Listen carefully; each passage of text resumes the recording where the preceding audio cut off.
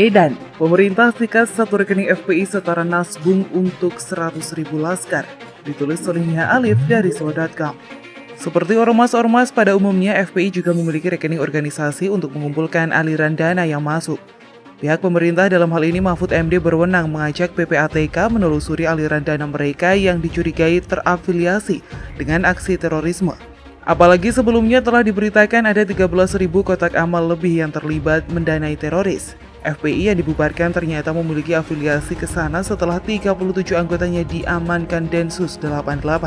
Beberapa jumlah aliran dana dan berasal dari mana saja menjadi pertanyaan menarik untuk ditelusuri. Dari hasil penelusuran diharapkan bisa menjerat buyer-buyer di belakang mereka. Kabarnya ada ex-penguasa, si Buya yang terlibat sebagai donatur aksi-aksi demo mereka.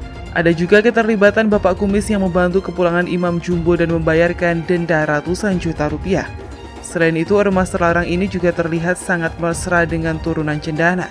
Hingga media Tirto memberitakan kalau hotel yang mereka pakai dalam acara Ijtihad Ulama pasca Pilpres merupakan hotel milik Tommy. Tentunya masih banyak lagi pertanyaan terkait aliran dana mereka. Kini polisi telah berhasil membongkar satu di antara sejumlah rekening yang mereka miliki. Seperti dilansir tribunnews.com, pemerintah resmi memblokir rekening bank milik Front Pembela Islam diblokir dengan nilai saldo diperkirakan mencapai 1 miliar rupiah.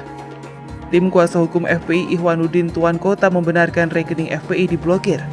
Pemblokiran itu diketahui terjadi setelah pemerintah membubarkan dan menetapkan FPI sebagai organisasi terlarang. Benar diblokir jumlahnya satu rekening, ujar Ihwanuddin kepada Tribunnews Senin 4 Januari 2021. Ia tidak menjelaskan rekening tersebut dibuka di bank mana. Di dalam rekening tersebut, kata Ihwanuddin, ada nominal uang sekitar 1 miliar rupiah. Sekretaris Bantuan Hukum FPI Aziz Yanuar menengarai rekening bank milik FPI dibekukan usai ormas itu dicap sebagai organisasi terlarang oleh pemerintah. Sebelumnya, pemerintah melalui Menko Polhukam Mahfud MD mengumumkan FPI sebagai organisasi terlarang. Menurut Mahfud, sejak 20 Juni 2019, FPI secara de jure sudah tak terdaftar sebagai ormas. Mahfud beralasan FPI kerap melakukan aktivitas yang melanggar ketertiban dan keamanan, melakukan tindak kekerasan, penyisiran, provokasi, dan sebagainya. Pernyataan Mahfud diperkuat melalui peraturan perundang-undangan dan putusan Mahkamah Konstitusi. Pemerintah melarang aktivitas FPI dan akan menghentikan setiap kegiatan yang dilakukan FPI, karena FPI tidak lagi mempunyai legal standing sebagai ormas maupun organisasi biasa.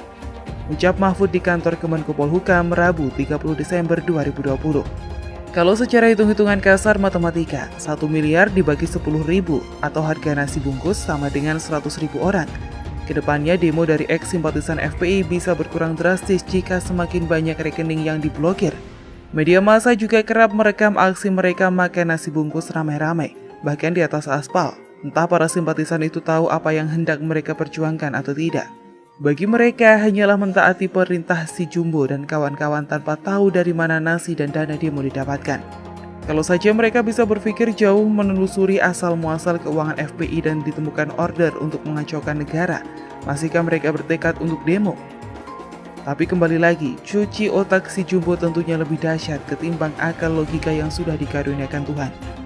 Andaikan untuk berpikir ke sana membandingkan akhlak si Jumbo dan Rasul saja tak mampu, sudah jelas ocehannya hanya berisi provokasi, caci maki dan penuh dusta, tapi masih saja dipercaya. Slogan si Jumbo untuk memerangi kejahatan, tapi dia sendiri keenakan chat mesum dengan Firza. Semoga saja jika kasus pornografi Rizik nanti dibuka dan terbukti bersalah, akan sedikit membuat pengikutnya berpikir jernih kembali, bahwa selama ini mereka sejatinya telah disesatkan dari jalan Tuhan, bahwa salah satu tanda kuatnya iman adalah cinta pada tanah air bukan tanah Arab, bahwa karma Ahok itu nyata bagi mereka yang menjerumuskan pemimpin adil dengan politik ayat dan mayat. Kini FPI ketiban sial justru di kala pandemi. Di saat semua orang membutuhkan suntikan dana, justru mereka malah dibuat menggelandang tanpa harta.